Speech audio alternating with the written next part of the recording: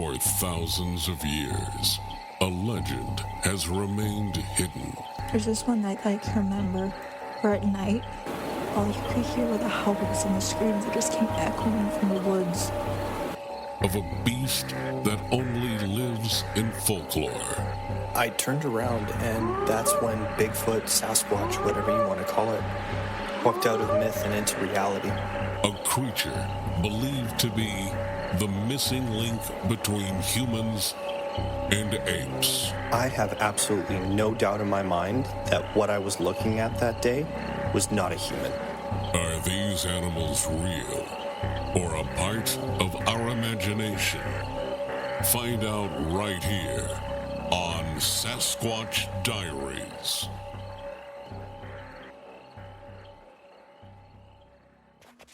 Hello, everybody, and welcome back to a brand new episode of Sasquatch Diaries podcast. I am your host, Gus G. This week, we have a pretty interesting story to share with everybody from a gentleman named Todd Neiss.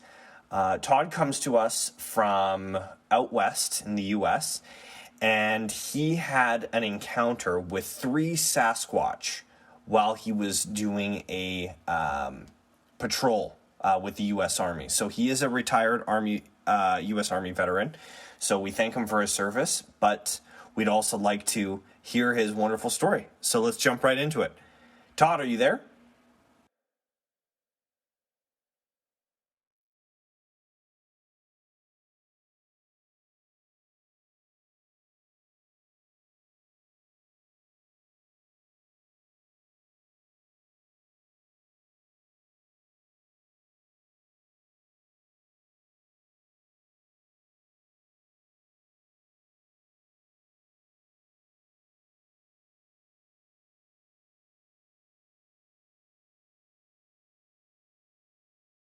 Hi, Gus. How you doing? Good, Todd, and yourself? I'm doing all right. Can't complain. Good stuff. Glad to hear it. So, we met in the Bigfoot Canada group on Facebook. And just, kind of give the viewers a little background as to who you are, what you do, and yeah. Well, again, my name is Todd Neiss, and my initiation, if you will, into Bigfooting was rather abrupt and unexpected. Knowing that I've spent my entire life here in the Pacific Northwest, it's not uncommon from time to time that you hear about the subject of Bigfoot or Sasquatch, but I had sort of relegated it to a scary campfire story. I had not had an encounter, and I never read any books on the subject. I never watched any shows on the topic, and so I guess one could call me somewhat of agnostic when it came to this subject. I really wasn't interested one way or the other. However, my introduction to these creatures was in 1993, April 3rd to be exact. And at that time, I was a combat engineer with the Oregon Army National Guard. And for your listeners who may not be familiar with what a combat engineer does, is our mission statement is mobility, counter mobility.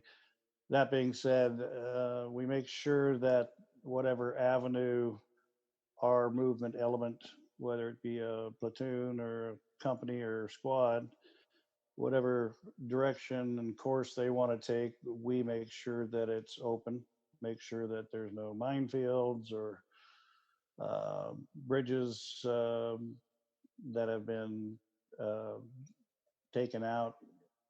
Kind of like a surveyor of the area, if you will.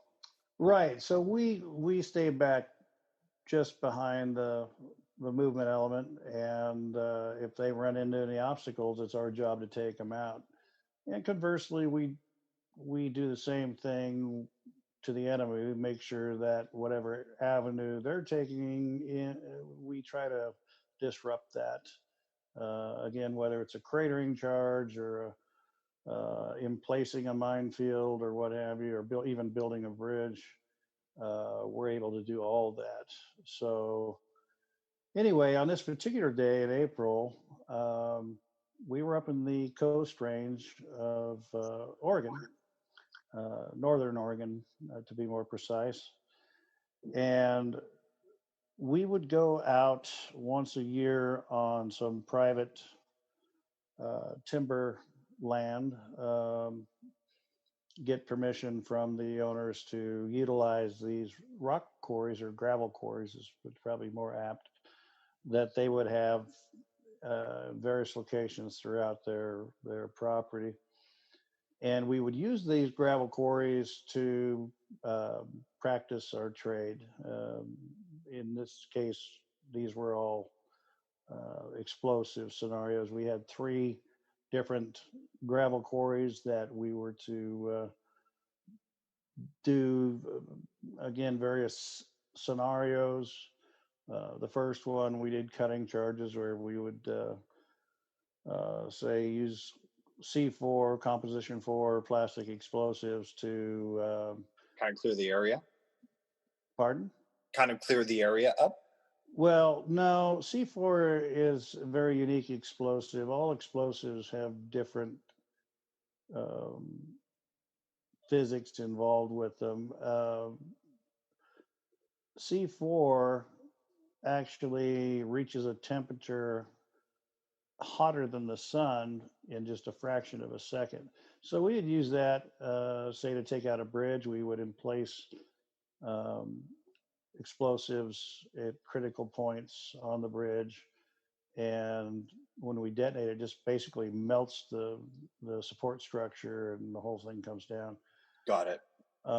Second site was a surface laid minefield that we had to go through and again blast a lane, take out all the mines, if you will, and make a safety corridor for the movement element. Our last, or third and last exercise was a cratering charge where we would simulate, say, blowing a road in half and denying the enemy the use of that road. And so it was that we had done the first 2 quarries and moved on to this third and final quarry to do this cratering charge. It was about 250 pounds of ammonium nitrate that we had been soaking in diesel fuel for several hours prior. Makes a big boom. So we set our charges, lit the fuses, got into our vehicles, and standard SOP was to I think we had about 11-minute time fuse on it. So we had to get out of there and get down to the safety staging area where we'd wait for the explosion, and then we'd go back and check our work.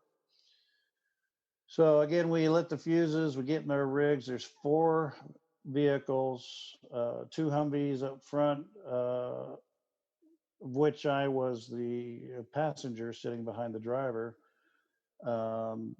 And there was a troop transport, what we call a deuce and a half, behind us, and then the commander in his Humvee brought up the rear. So since it was an extraordinary nice day in April in the Coast Range, being a temperate rainforest, I had my window open and I'm hanging my arm out on the windowsill,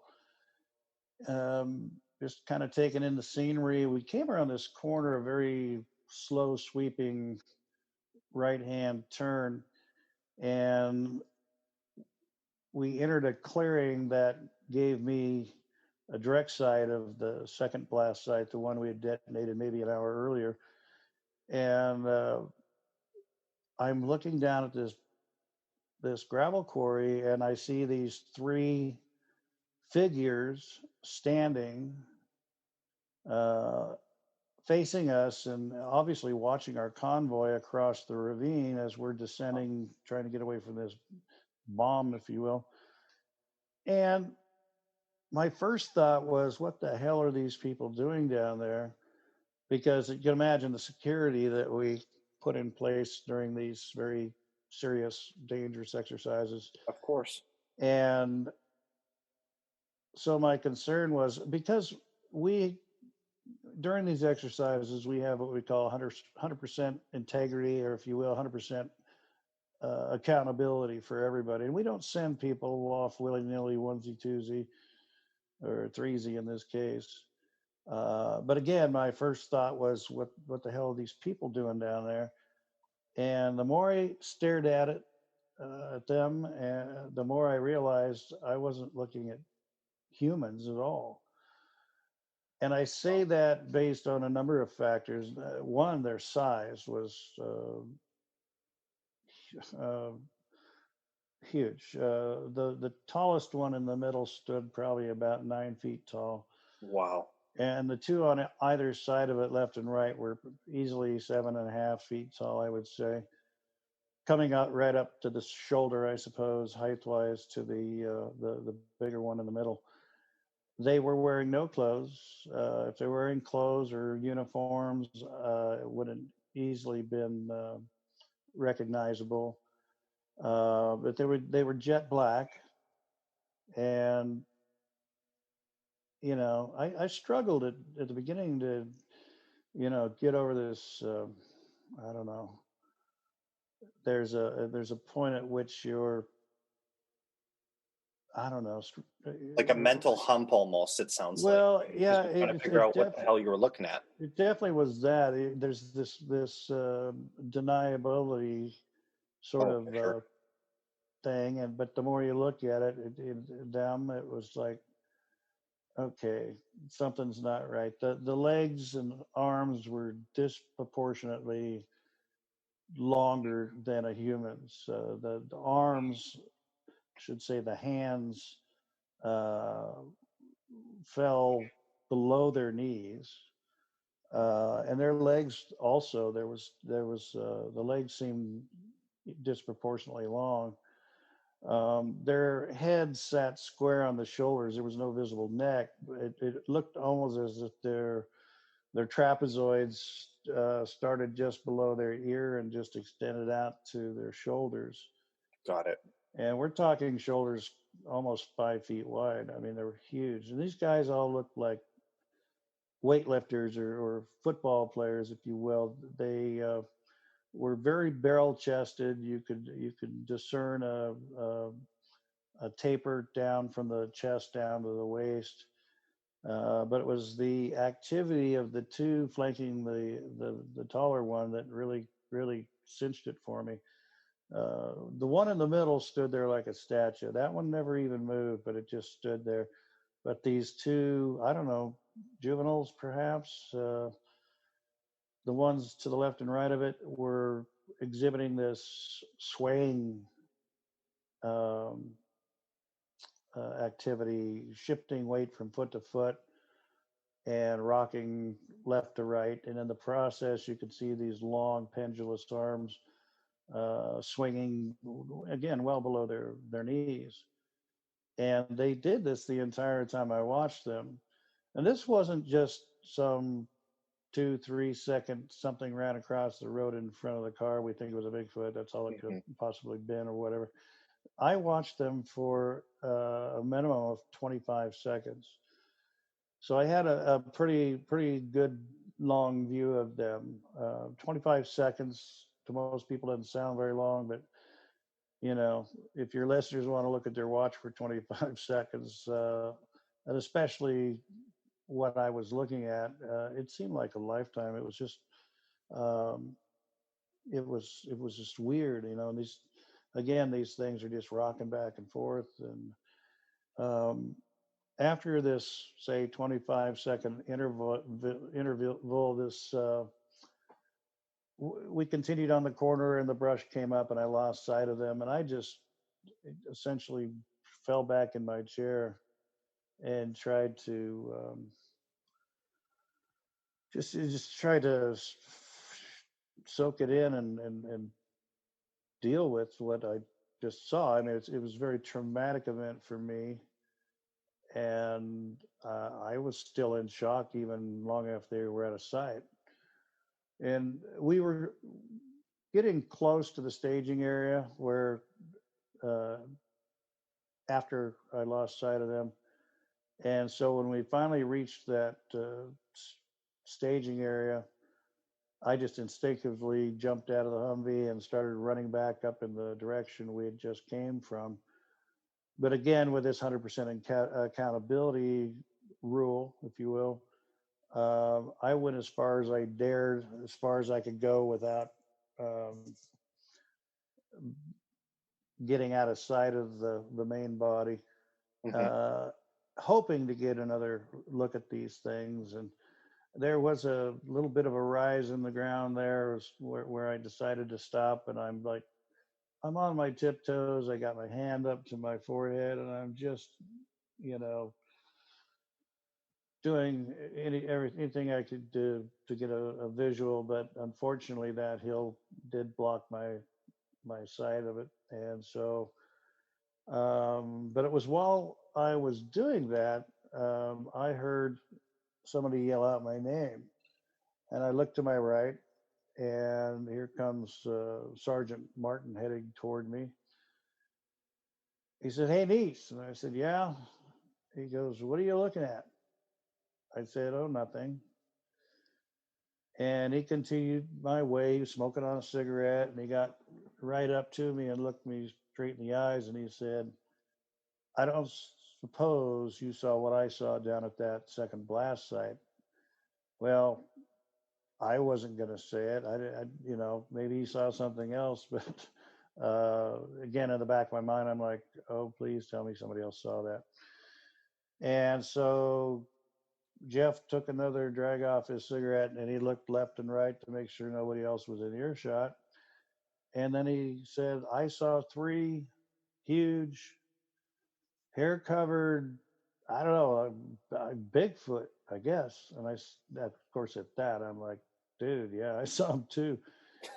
And, it was kind of nice, a bit of a relief to know that somebody else shared what I had just been through.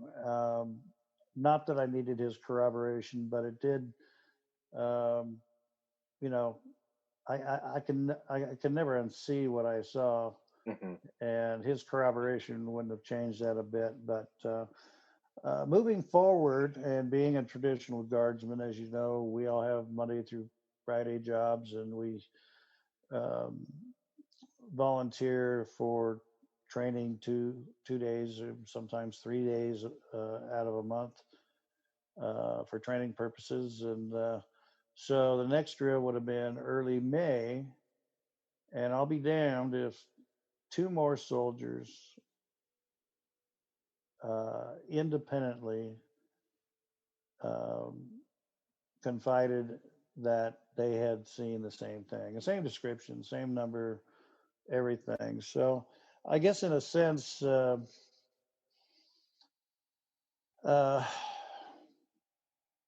it makes that sighting a bit unique. Not only that multiple animal sightings are very rare.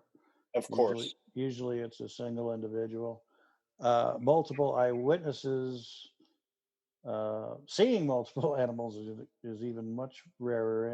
And then you take that in combination with the activity we were doing, which was literally blowing up the neighborhood. I guess we were sending mushroom clouds up 2,000 feet or higher from these explosions. And so, yeah, that was my baptism into the Bigfoot world, and I've been doing it ever since. But I gotta say, I just I just never realized that 25 seconds of my entire adult life, at that time I was 34, but that those 25 seconds changed my life forever. Mm-hmm. So many things have happened since then, and I wouldn't live where I live up in the Cascade Mountains in Oregon. I wouldn't be married to my wife. We met through bigfooting. Um, and the list goes on. It's just been a fascinating journey. That's putting it lightly.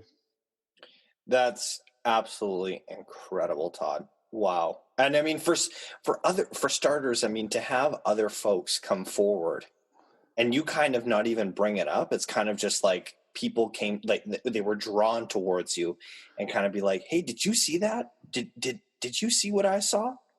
You know? Well, in all honesty, the situation in May where two soldiers came forward, to me, it's even more bizarre because that night, Saturday, April 3rd, we had what they called an open post. And so I decided to crash at a local friend. He was my platoon sergeant. He said, come on over, stay with us. We'd been friends before I even got in the Guard. And I told him and his wife about what had happened that day. And I got some, some kind of, I think they were patronizing me a bit because they were like, okay, that's really cool. But that second drill in May, this is what blows me away because the wives and girlfriends of the soldiers used to set up a bake table in the entryway going into the armory, into the drill floor. And they would sell, sandwiches, chips, pop, water, whatever, baked goods that they had made to raise money for the family wellness group that would put on our Christmas banquet and our summer barbecue, what have you.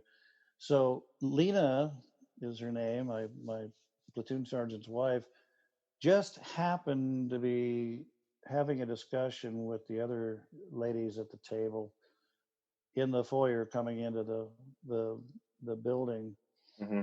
the armory, and two soldiers are walking by and overheard her say the word Bigfoot, and she was just describing what I had, told them a month ago. Mm-hmm. And she's talking to them. They heard Bigfoot. They both froze in their tracks, and they looked at her and said, did you just say something about Bigfoot? And she goes, oh, yeah. Sergeant Neiss had this encounter last drill, and they looked at her and said, lady, we saw him too. But I got to ask myself, what are the odds?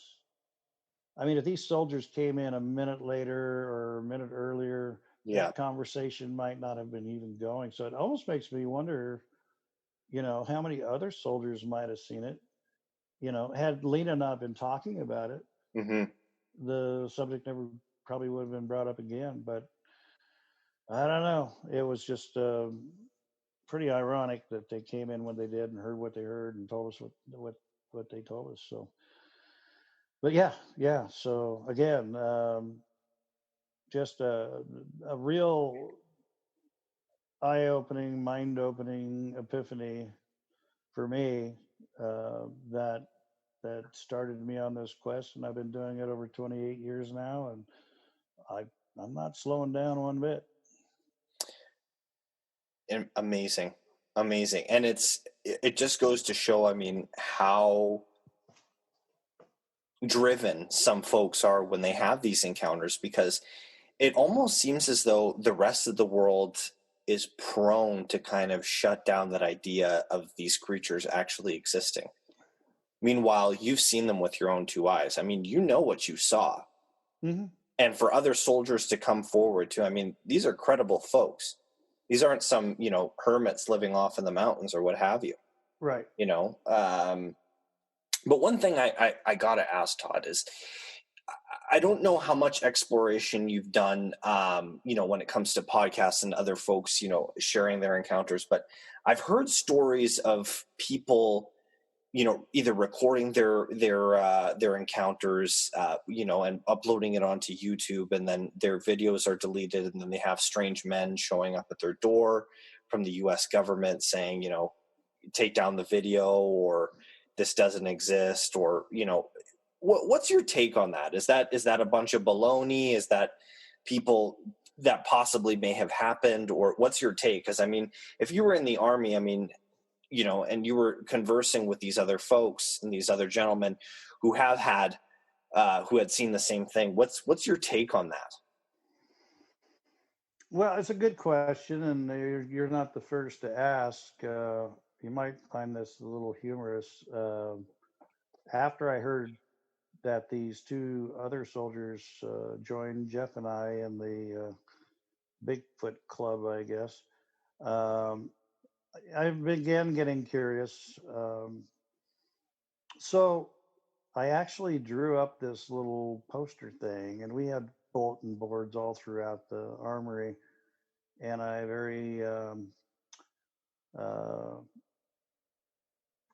very quietly put up this little flyer that had my drawing of a Bigfoot, and it said, Bigfoot researcher, if you've seen this, please contact this. Well, that lasted less than an hour, or it disappeared. And certainly, there's this ridicule factor. Mm-hmm. Definitely. That really prohibits. I estimate, and I'm probably being conservative when I say that maybe 1 out of 10 will actually admit to what they saw, or talk about it, especially in public. Mm-hmm. And I wrestled with that for a while because, here I am, not just a non-commissioned officer. My day job was a vice president of a shipping company in Portland, and I'm a family man. I worked hard for my reputation, and I get it. I understand why people are hesitant to discuss their encounters because, who wants their credibility, or their sanity for that matter, being challenged? But, and then, yeah, of course, in the back of my mind, I'm like, am I going to get called into the colonel's office, and are they going to be talking Section 8 discharge, or, excuse me. But none of that happened. I'm not a conspiratorialist, if you will. I That being said, do I believe the U.S. government is aware of Bigfoot? Of course. If anything us civilians are aware of, trust me, there's a file somewhere. And it's interesting. The timing is interesting in that here in the next week or so, the U.S. government, thanks to Trump, were given a time period to release documents on UFOs. So that'll be coming out soon. And for all the people that non-conspiratorialists, that's hard to say fast, saying, they're hiding something. Well, I guess the question comes down to this, and I try to play devil's advocate. Mm-hmm. If I were a parent, which I have been, 6 boys, Mm-hmm. and something unusual, potentially dangerous situation came up, I think it comes down to weighing the consequences of, A, do I say something? or odds being what they are, should I keep my mouth shut? Mm-hmm. Right. And I think the government's kind of in the same predicament. I think they know things. They know something about everything, right? So I think they're put in kind of a similar situation. And I'll give you an analogy. Let's say that science had determined that there's a catastrophic situation, such as a meteor that's going to take out the Earth, or a solar flare that's going to take out the Earth. You've got to, as an authority, you've got to weigh the consequences. Sure, I can put out a public notice and say, I hate to be a bearer of bad news, but you're all going to die in 5 days. Yeah. And then just watch the pandemonium, right? Yeah, of course. It'd be chaos. Or just let it go. And that's an exaggeration, Of course, obviously Bigfoot's not going to destroy the world, but the same kind of concept. I think they go, we could tell them about this and potentially cause some bad consequences, or why don't we just keep our mouth shut, right? Mm-hmm. So therefore the consequences never happen.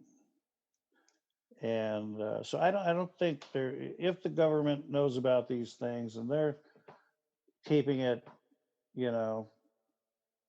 close to the vest, it may not necessarily be because they're trying to hide something, but that the consequences of coming out with what they know may have more dire consequences than just, keeping your mouth shut. I mean, if the time came. Yeah, of course. And let's say, just put up the scenario that somebody discovers a carcass out in the woods, or somebody kills one by accident with a semi truck or what have you. And I think it's fair to say that their discovery, which you and I know is happening quite on a pretty frequent basis, it's just not getting publicized. But if somebody were to come forward and say, "Here's the body," you can bet your bottom dollar that the government's going to go, "All right, cat's out of the bag. Let's tell them what we know." Right. I don't think Bigfoot threatens us nor the government. So again, being in an authority position, it's only responsible to ask the question, what's the best scenario? Us putting that out there, or us just not bringing it up until we absolutely have to? Exactly. And, and that's where I think a lot of people are kind of baffled, especially who are into the subject, because they're going, okay, well, if there is something out there, why the hell is the government hiding it? I mean, it just doesn't make sense, right? Well, yeah. Again, I don't think they're hiding anything. I just think there's a difference between intentionally hiding something and just not talking about it. Yeah. Well, and that's what I mean. Yeah. I mean, because I don't know how the U.S. is, but I know up here in Canada, and this actually blew my mind. I was driving with a friend of mine from Vancouver, which is the Pacific Northwest. It's about 2 hours north of Seattle, up to Whistler, which is farther north. It's like the skiing capital of Canada. Right. Well, let's don't count Banff out now. That's your neighborhood. Yeah, Banff is, that's my neck of the woods. But I was going to say, while I was driving up there with a friend of mine, we stopped at a pizza restaurant just to grab some food on the way to Whistler. And no word of a lie, and I hope I have this picture somewhere. I saw a national parks, Canadian national, like from the government saying, warning, Bigfoot in the area. And I'm going, okay, this gotta be a joke. Like, it's in a pizza restaurant, for crying out loud. And I just kind of looked at it stunned, and it was just like, oh my gosh, like, be careful out there. Don't feed them, don't antagonize them, don't point a gun at it, all that kind of stuff. Yeah, And I think I've seen similar posts. I don't know if they're genuine or if they're they're just someone took, people because I being mean, with a computer now you can do anything, right? You can manipulate images and all that good sure, stuff. but it is kind of forward thinking if you think about it, because again, I'll say right now, I truly believe it's inevitable. It's only a matter of time that tangible evidence, a type specimen, is going to be found. And so let's play that out. Let's play that game, because a lot of people don't think beyond, just on a personal level, think beyond what would I do if I ever encountered one. And to that extent, people think that's I get the T-shirt, I get to check the block, take that off my bucket list. That's the end of it. But I try to warn people that's you having a sighting of one. 9 times out of 10, the sighting you're going to have is one's been watching you the whole damn time. Yes. And so I try to tell people,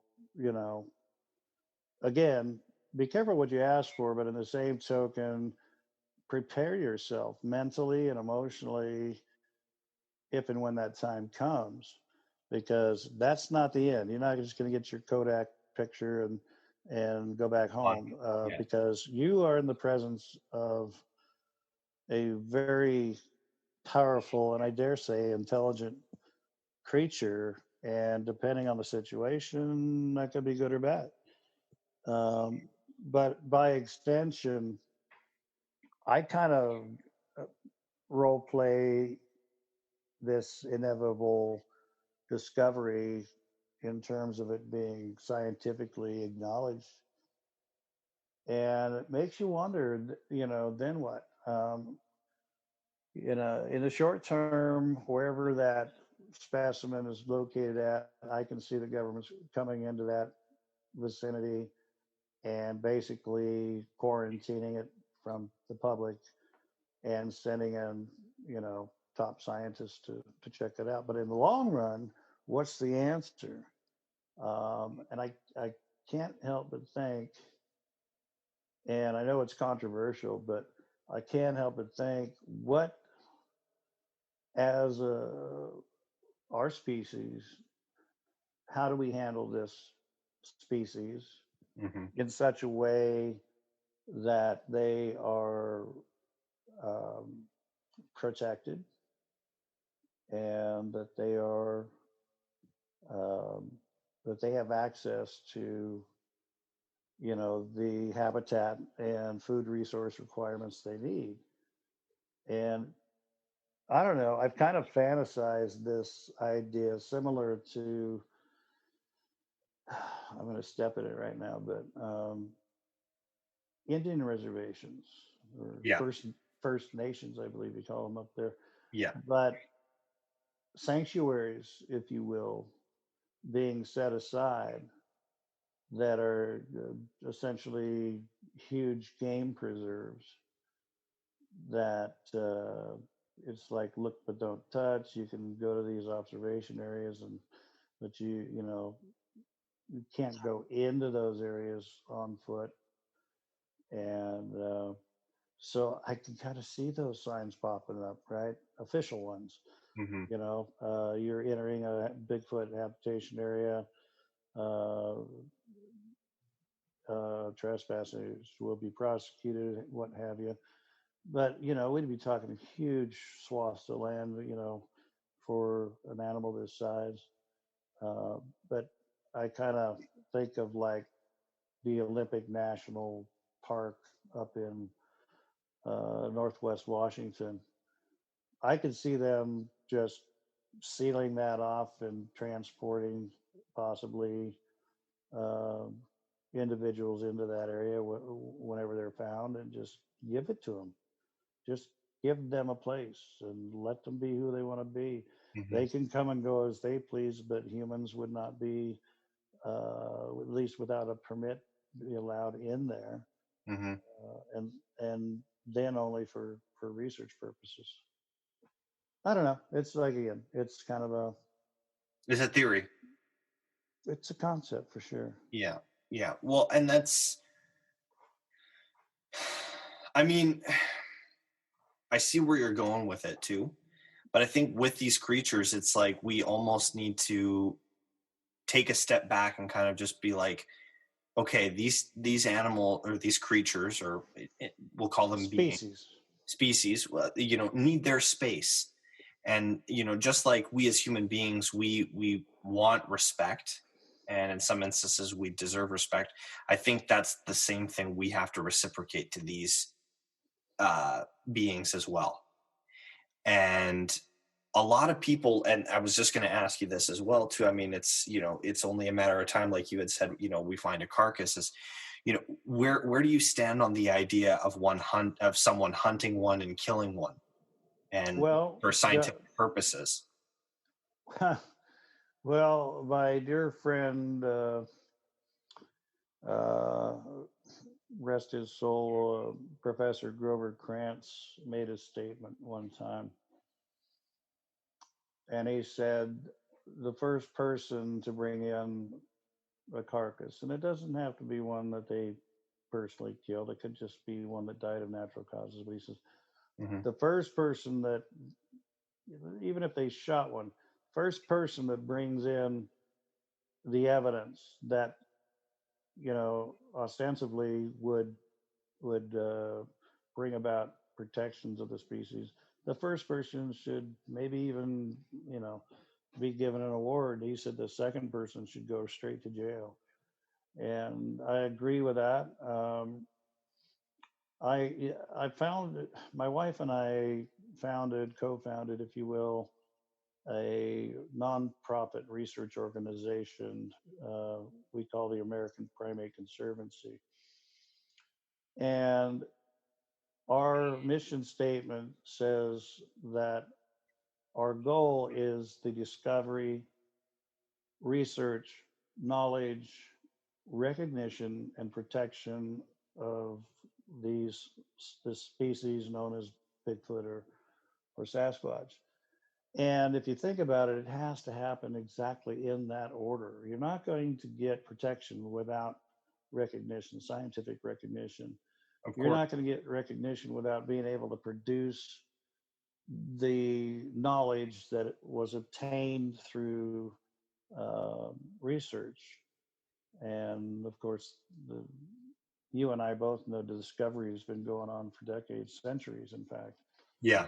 So we can check the block on discovery, we can check the block on research, and to some extent we can check the block on knowledge, because as we speak, there are databases being put together by numerous people. We're at that stage between knowledge or data, if you will, and recognition. And that is the challenge today. That's the big step.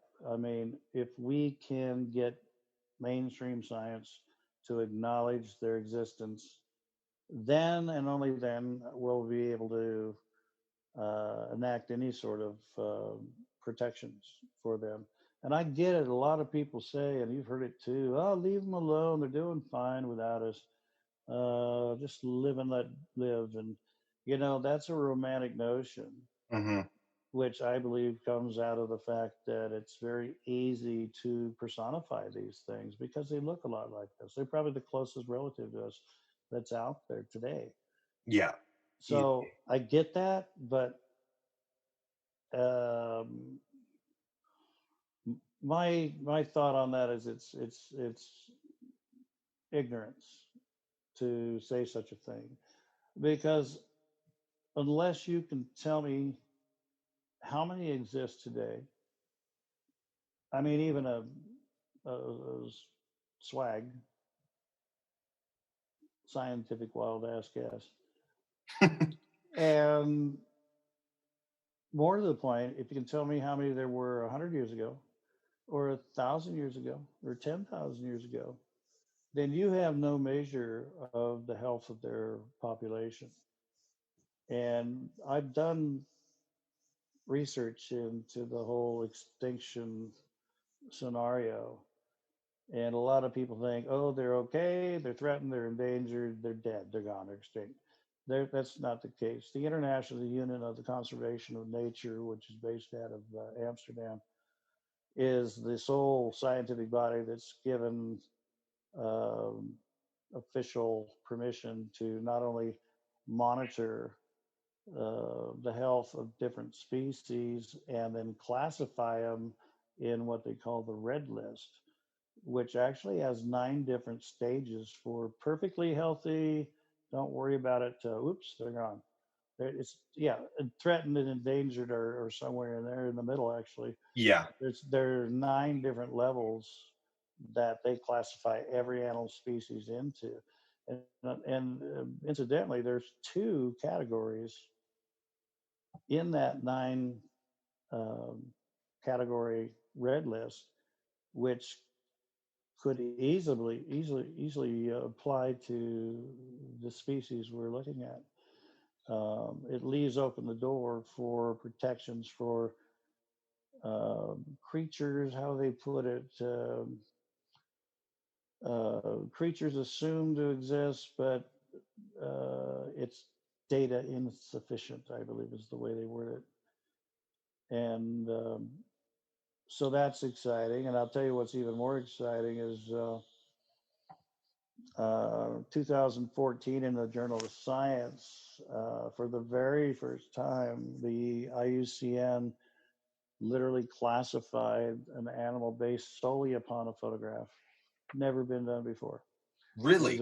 Yes, it was a very, very, very clear close-up photograph of all things, a subspecies of the bee fly. It's a fly that looks kind of like a bee. You know, it's got the fuzzy hair and whatnot. Mhm. Now, granted, a little insect isn't necessarily the same thing, but it's the tech, the tactics, the specific um, criteria for them to accept a known species or an unknown species into a known species and to give it a binomial taxonomic name. Mm-hmm. It's the first time they've ever done that on the basis of a photo alone. So there's that.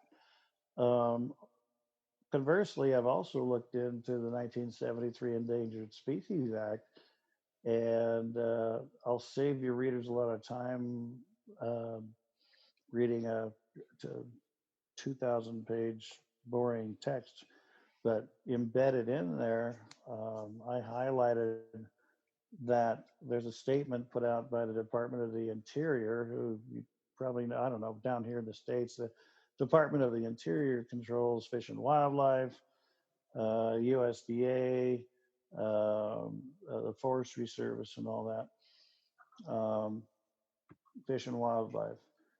And they're the ones who put out the Endangered Species Act. And there's a couple different passages in there where they say that they have the authority to enact regulations protecting a species for which they don't even have a type specimen based upon evidence, circumstantial evidence. Get it So down. Wow. yeah, so that's kind of cool. But you said it earlier. You said, hey, you know, uh, it's without regulations in place right now, it's open season, and people got to realize that. The ones that say, "Oh, they don't need protection. Oh, they don't need. They're doing fine." Well, tell me what the range of one of them is. Tell me what the habitat requirements and the resource requirements are for a single animal. And then we can extrapolate that to perhaps 2,000 animals. And, but nobody's going to be able to give you that information. They're going to, if they do, they're just guessing. Yeah. And people need to really look at it through this lens. It is open season right now on this species, because there's nothing on the books that's going to stop anybody from doing anything to these things. According to I mean, on paper, it sounds as if like there's these creatures don't exist. So I mean, if you were to shoot one and you brought the body in, I mean, how could you convict someone? It's like saying, "Oh, I shot a unicorn," Right? Yeah. Like how do you criminally charge someone? Now, if, for example, if you were to shoot, let's say, a white-tailed deer when they're not in season, that would be considered poaching. But how do you kill an animal that, on paper doesn't exist? Exactly my point. And I'll tell you this too, Gus, I have known people both in the US and in Canada, and I'm sure you're aware of it, who have tried to approach the government with their best presentation as to just enacting laws against harming or harassing or killing a Bigfoot, and they never even got a hearing. Yeah. Well, it's a little different up here. There's a gentleman, you may have heard of him too, Todd Standing. Exactly. I know Todd. I've met him. I got the whole thing. Okay. He's the Canadian one I've been talking about. And yeah, he's got a lot of publicity over the deal, but tell me, has he ever got them to put protections in place in Canada? I don't think so. No, I think he got, I think, it made the news a couple, I know because he was actually based here in Calgary. And I believe I actually interviewed him a couple months back, Todd. And he came on my show, I want to say about a year ago, give or take. And I believe he's living somewhere in BC, in the interior, somewhere in the mountains of British Columbia. But he says he alternates between here, Calgary, and somewhere in BC. I forget the name off the top of my head. But I remember when that statement came forward, and he's got a documentary. I don't know if you've seen it as well, Discovering Bigfoot. Yeah, I've seen everything Todd's done. I'm very familiar with him. Yeah. So, and you meet a lot of we'll call it black and white folks who are on the spectrum of, they either support him and they agree with what he's saying, or they absolutely hate him and they think he's a hoaxer.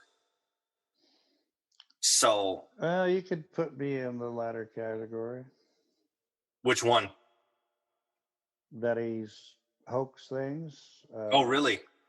Well, let me put it this way. Imagine, if you will, this formula.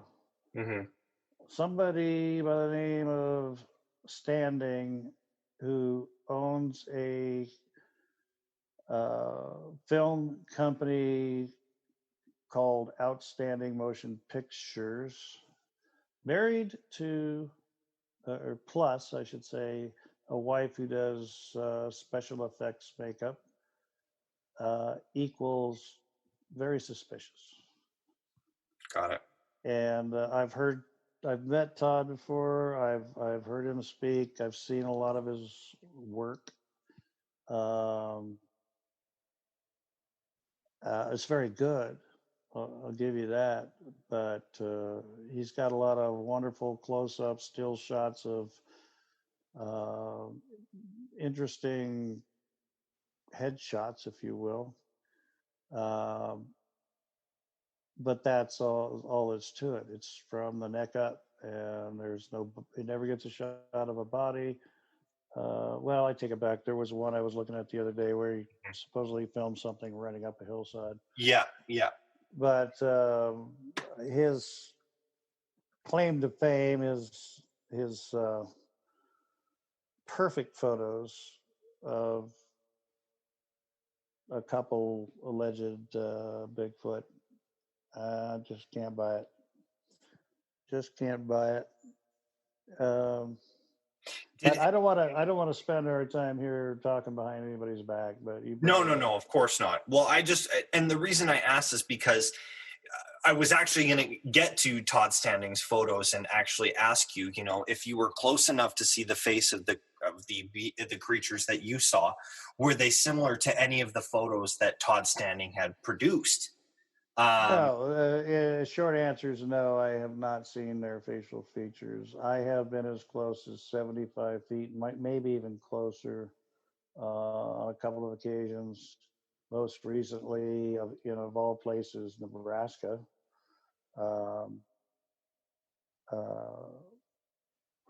Had some pretty amazing things. Probably some of the most amazing things that have happened in my 28 plus years. And I think I'm talking on a regular basis, 5 nights in a row. Had some encounters with something. I'm still trying to wrap my head around it, and it wasn't just something; it was several things that. Had it not been for a bunch of vocalizations that accompanied it, I'd still be scratching my head. But I don't know. I saw some things that, I mean, it was one of those you'd have to see it to believe it deals. And I saw it consistently over the course of 5 nights, starting at midnight, going till 2 in the morning, and in 2 separate locations. Yeah. What did you see? What happened? Well, I can tell you that I was on a Indian reservation. I was invited by somebody I befriended several years ago, who shared some photographs with me that were so compelling that I got on the next flight over to Nebraska and met up with them and spent some time in the field with them. I've heard, let me put it this way, I got to preface it with this. Over the course of 28 years, I have found myself eat crow, I can't tell you how many times, or change my position or direction sometimes 180%. I'm very skeptical, but my criticism is always constructive criticism. I'm not skeptical just out of hand because I don't like what I'm hearing. I follow up on it. Well, I had heard of this phenomenon of eye shine, as they call it. Okay. And I've seriously thought about it. I'm strictly a biological flesh and blood sort of researcher. That being said, I've heard enough, even from friends of mine that are, let's say, a little more liberal when it comes to their beliefs.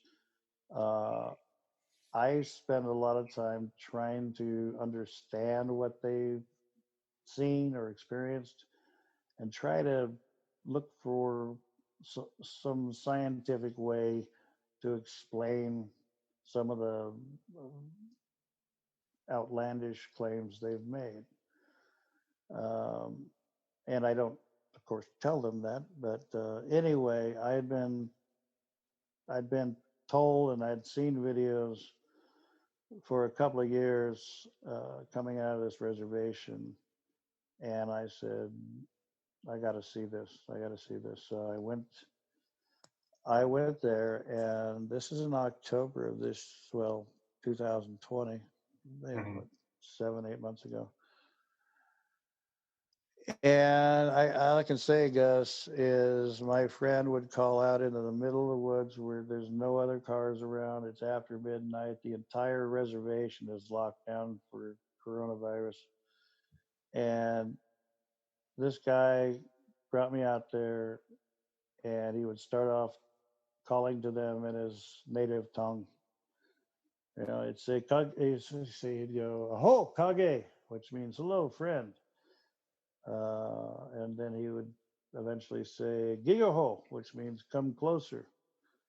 And all of a sudden, and I can't explain it, I'm not even going to begin to. I would see a set of eyes light up in the woods, maybe 70 feet away from us. Wow. And you could see it blink, you could see it turn its head, you could see it move left, right, sometimes back off a little bit, sometimes come closer. And at times you'd see two sets of eyes simultaneously. And even at one point, we had three sets of eyes. Wow.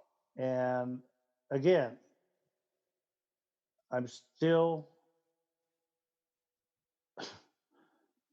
trying to wrap my head around it. I'm trying to come up with some scientific explanation for it. But bioluminescence, well, it's been observed many times in wildlife, from insects to reptiles to fish, especially some plants, even self-generating light.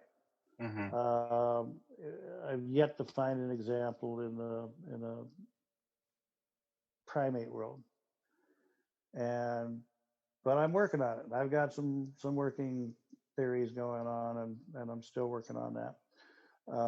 But like I say, if it wasn't for some vocalizations that we got on numerous occasions in those 5 nights we were out there,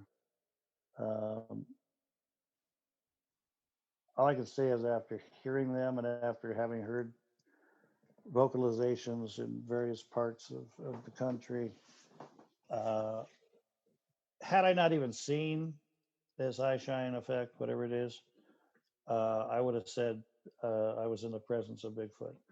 Because, oh my God, there was one that seemed to be, for whatever reason, I feel that it was a female because of the extremely high pitch that it gave off the first night we were there. We got sang to, serenaded, if you will.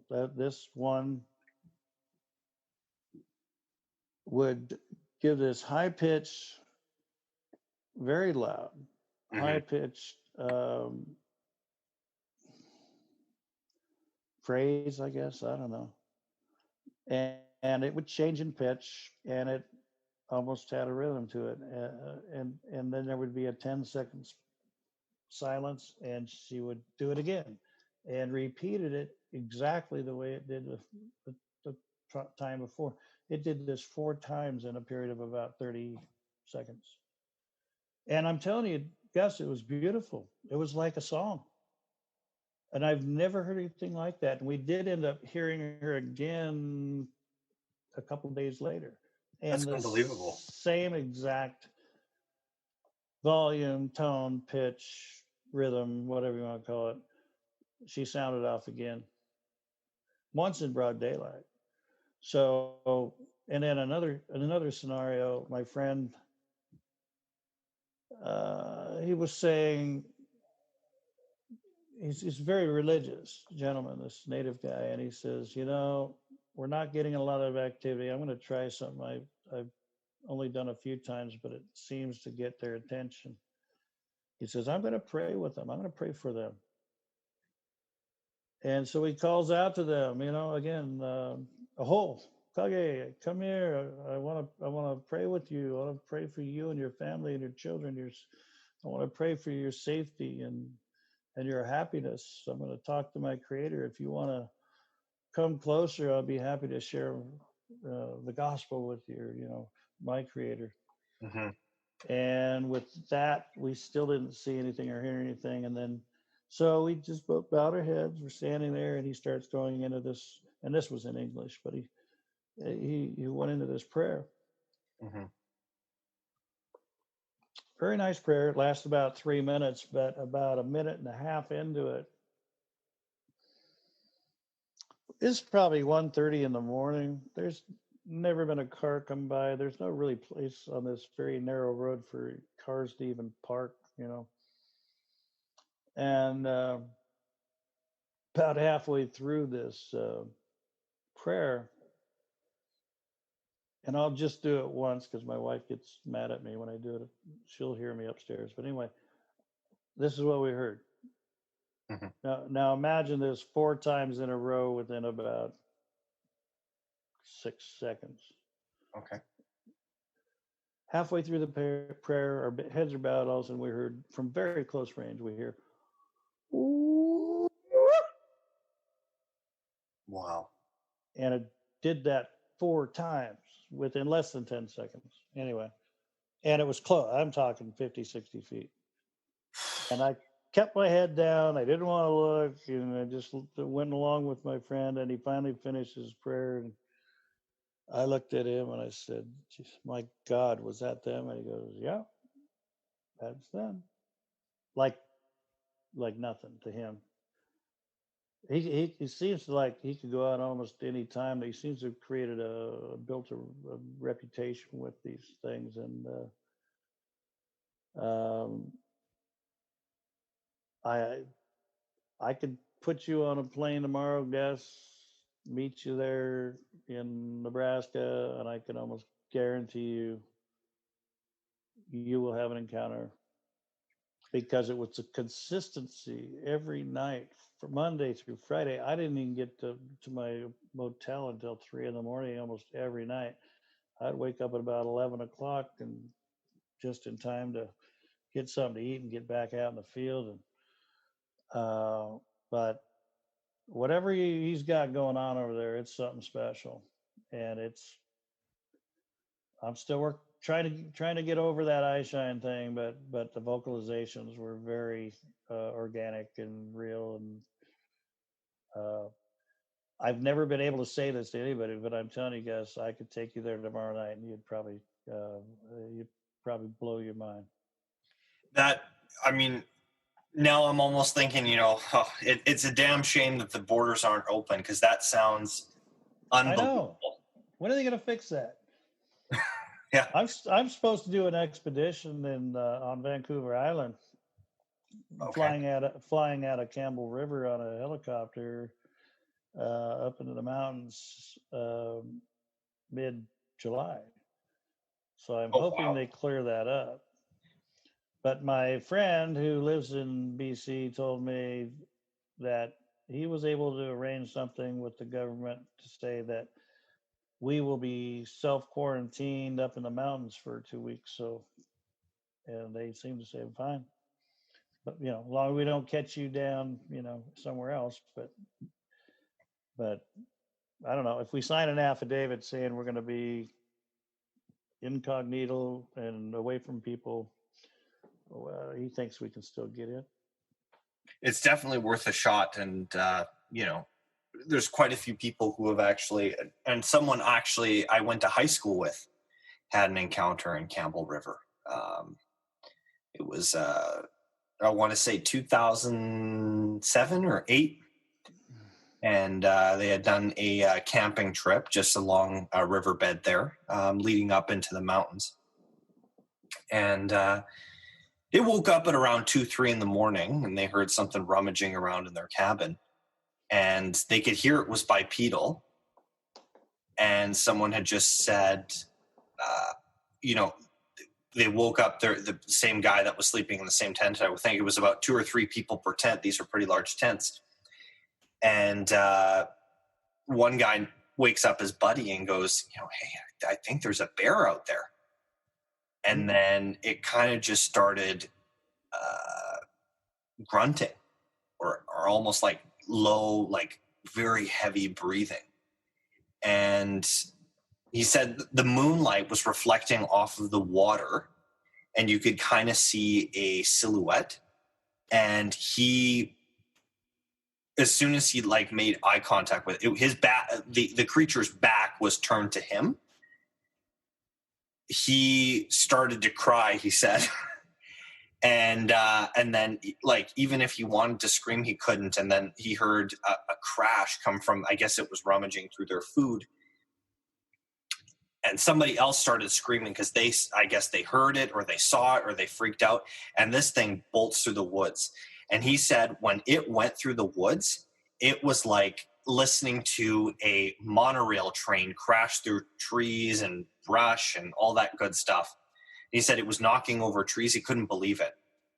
And he said he had never been so scared in his entire life. He doesn't know what it was to this day, but he says it wasn't a bear and it definitely wasn't human, but it was on two legs. Hmm.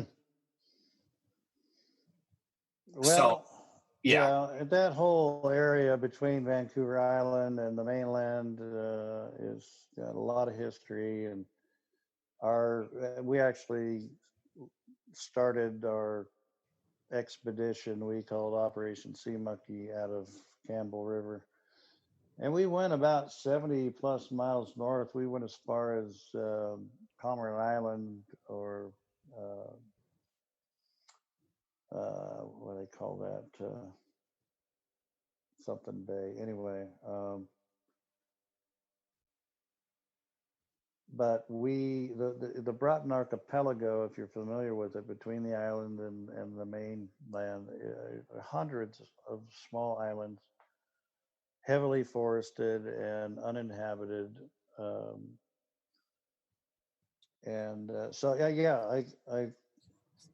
I want to actually spend more time up in Canada, both in British Columbia, Alberta, even the Yukon, and I've spent some time up in Alaska researching and investigating. So just love the area, and can't wait to get back in there. Yeah, it's fantastic. We're going to wrap it up pretty soon, but before we do, one thing I wanted to ask you, Todd, was when you had your encounter, were you close enough to see the sex of these creatures, or were you able, like, if you had to make a hypothesis, would you say that this was a family unit, like a mother, a father, and a child kind of thing? Well, I'd only be speculating, Gus. To answer your question, I was not close enough to make out sexual dimorphism or even facial features. Mm-hmm. I recently got onto Google Earth and was able to locate the area where I had my sighting. I was able to locate the road that I was on and also the quarry. And using the measuring tool that could do point to point, bird's eye measurements. Bear in mind the road, like I said, was curving, very slow sweeping turn to the right. So my distance would have, obviously changed slightly as we went through the apex of this turn, but I was able to measure it at around 720 some feet, which would be just under 300 meters.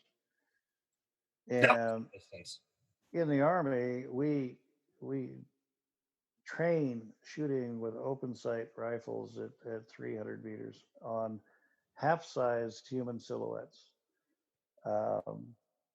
So, and you can certainly make those out just to be able to shoot them. So, again, very dark brown to black against a basalt gravel quarry, which is basically, I'd say the shade of concrete, if you will, and so light gray. So their silhouettes, really being dark as they were, stood out like a sore thumb. And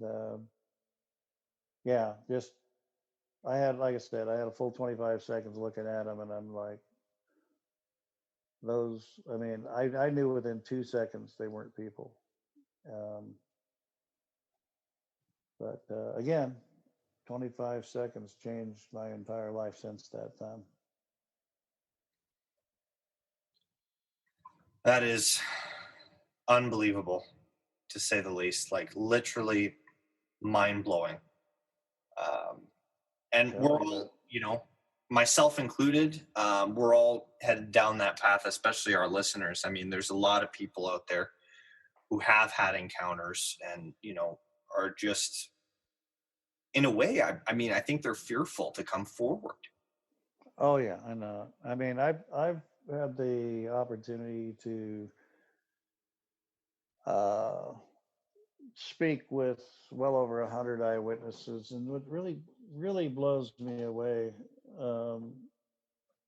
which it really shouldn't anymore, but they'll and before I even let them say their part, I just say, hey, time out. Before we even go anywhere, let me tell you, I've seen them myself. Now go. And I mean, it's a icebreaker because they would much rather talk to somebody who's shared that experience than a stranger who hasn't. And but it's opened a lot of doors. But what always blows me away is these people. I'd say, when did this happen? Oh, it was 1982, and I was 15 years old, and we were camping with my parents, and I would my follow-up question is who have you told about that since then? Who have you told? And it just blows me away to hear quite often, you're the first person I've ever told in like 20 years.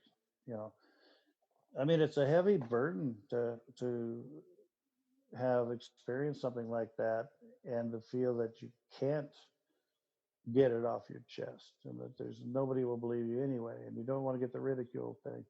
But when they find somebody who's experienced what they have, um, they let their guard down and they talk freely about it. And um, I get a lot of information that way. Well, and that's what we're doing here, Todd, is we just we can't even I can't tell you how important it is that we show respect to people who want their privacy to, you know, who want their identity to remain anonymous, because there's so many people who are just willing to ridicule and badmouth and make accusations and, oh, you are on drugs or what have you, and it's what you saw. It's, if I saw a bear in the woods, great, I saw a bear in the woods. I don't think anybody else would bat an eye at that. But it's very much the, oh, pics or it didn't happen kind of thing when you're dealing with something like this. Right. So I always, anytime I'm in the woods, period, I arm myself with my, I don't have anything crazy. I don't have a GoPro or any of those fancy schmancy cameras, but I do have my iPhone camera, and I take that with me. And, if something happens, great, I'm going to do whatever it takes to get it on video or at least take a picture of it. And people don't realize I guess now with COVID too, with everything being shut down for how long, or for the amount of time that it was, I think, these creatures are almost starting to come closer towards city limits, or towards towards roads or picnic areas or campsites or what have you in these mountain areas, because, those times of year, July, August are busy months up here for when people go camping and are spending time outdoors. They saw a big change in the amount of people who were going out. So they feel like they can go and explore these areas where there were people before. And that's what I think is they're kind of just, I don't want to say they don't like us as human beings, but they're kind of avoiding us. Well, they're very curious and very leery, and for good reason. Um, they've had to live symbiotically with and I mean no disrespect to Native Americans, but I'm talking about when you go back 19,000 years. Before there were any people on this land. Well, no, 19,000 years has just recently been discovered as the oldest Native American settlement. Oh, really? Okay. Yeah, a friend of mine, Kathy Strain, I'm not sure if you're familiar with her, but she wrote a book called Monsters and Cannibals or whatever. But she's an archaeologist, and she just got done with a dig in California where they've now registered the oldest human um, village, if you will, and it dates back to 19,000 years. So, but my point being, the natives talk about these not as an animal, but as a tribe. Mm-hmm. They'll refer to them as the first ones or the old ones, Yes. The boss of the mountains, the king of the woods, all that good stuff. Right. So, I mean, the the thing is, they've had to live symbiotically with this species and vice versa. And it's been what, maybe 300 years that Europeans have settled the West, and I could you imagine the jump in, again, no offense to Native Americans, but it's suffice to say they were much more primal than those that came from Europe or wherever, Mm-hmm. Spaniards from the south and what have you. But it just makes sense that um, if they were in awe of watching the Native Americans come in to their realm, Mm-hmm. and to see them wearing and making and wearing clothing, to see them planting crops, to see them domesticating livestock and other animals, even pets, to see them have ceremonial uh, rituals as well as very complex language. I think they were probably a bit intimidated. I mean, not physically for sure, but intellectually. Imagine in the last 300 years, and we're talking what, maybe 5 or 6 generations, that here we are showing up on the scene. It would be as intimidating times 10.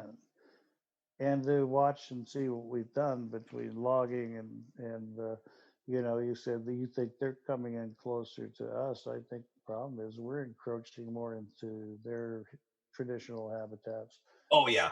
And yeah. That's where the conflict's coming, and that's where the sightings are coming. But I think that's more predominant in the United States, given the population size, and then also the size of the country, land-wise, right? I mean, there are sure, more areas, whereas here in Canada, our population is it has plateaued and still continues to plateau. It's a much slower growth, and we've got this completely northern territory of our country that's completely untouched.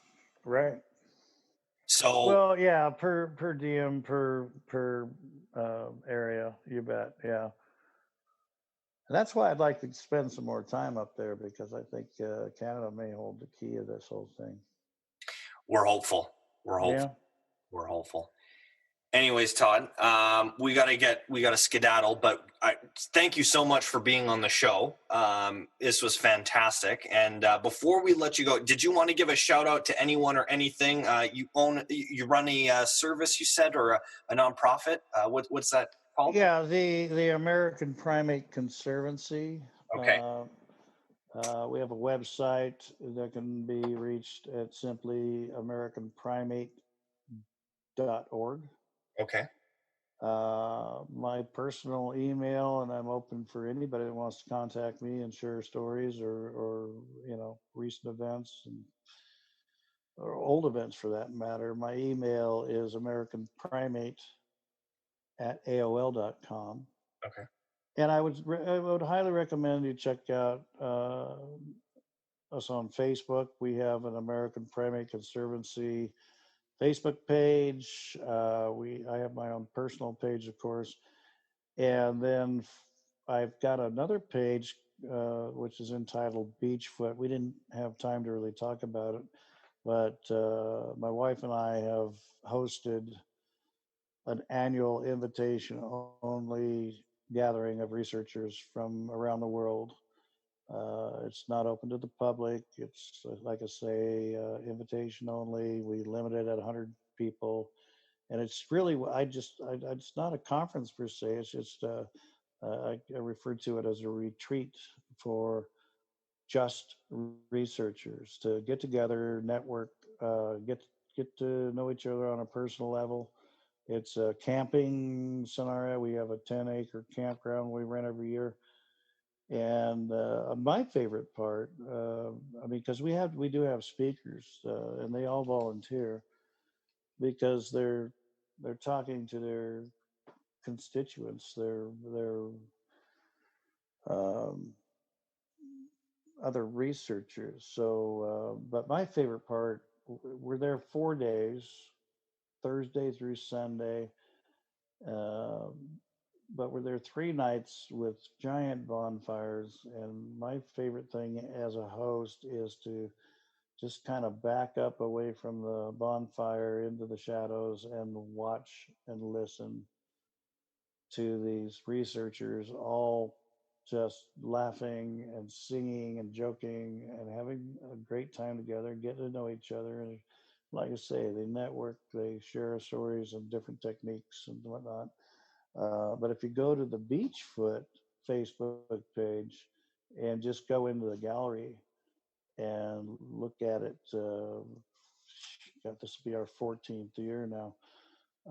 But look back over the last 13 years and you'll see pretty much everybody who's anybody in the Bigfoot field has been there at one time or another. And we've got a lot of regulars that come back all the time. We've had people come from as far away as England and Australia, Russia, New Zealand. We're hoping to have a guy out from Papua New Guinea actually this year. Wow. And of course, all across the U.S. and Canada. So it's a great time. And so if they want to look at that page, that's a lot of fun too. Perfect. Well, yeah, you send me the links to some of those pages too, and we're going to post it too. And we'll definitely post it to the video. The video or the podcast will be uploaded to YouTube. So great. Really, that's the best platform in my opinion, at least, because everybody can access YouTube, right? So there you go. All right. Well, thank you for having me. I've enjoyed it. Likewise, Todd. Likewise, and we'll hope to have you again soon. I look forward to that. Awesome. Thanks very much, Todd. You have yourself a great night, sir. You as well, my friend. Thank you. Bye-bye. Bye. Thank you for listening to Sasquatch Diaries podcast. If you like what you heard, hit like and subscribe button. Don't forget to come back next week where we'll have a new entry.